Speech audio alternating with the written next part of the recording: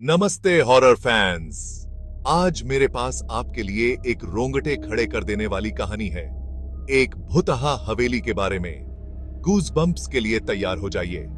बहुत समय पहले घने जंगल के बीचों बीच एक हवेली थी। एक विशाल प्राचीन इमारत रहस्य और अंधेरे में डूबी हुई।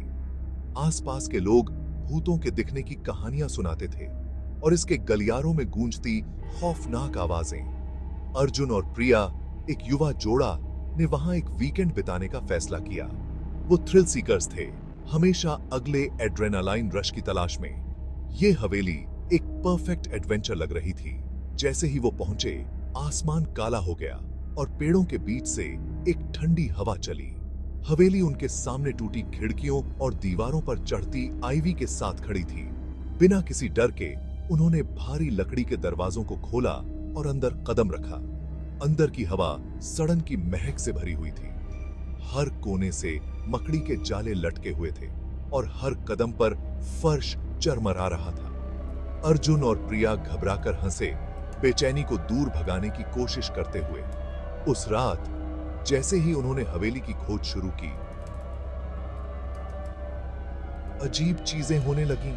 उन्होंने फुसफुसाहटें सुनी, धीमी लेकिन अचूक। दीवारों पर छायाएं नाच रही थीं, जबकि रोशनी का कोई स्रोत नहीं था।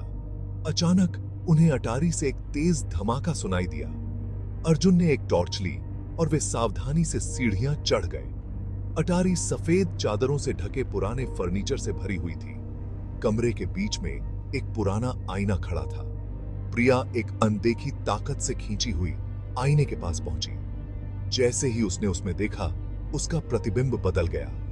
अपने चेहरे के बजाय उसने काले खोखली आंखों वाली एक महिला को वापस घूरते हुए देखा। वह चीखी और पीछे हट गई। अर्जुन उसकी तरफ भागा, लेकिन दरवाजा बंद हो गया। उन्हें अंदर फंसा दिया।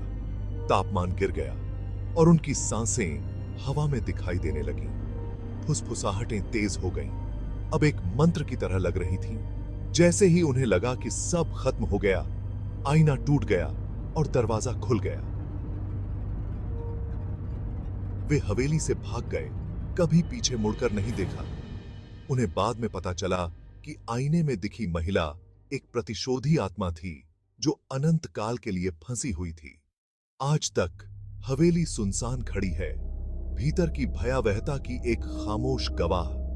और जो लोग अंदर जाने की हिम्मत करते हैं, सावधान। हो सकता है आप बाहर न निकल पाएं।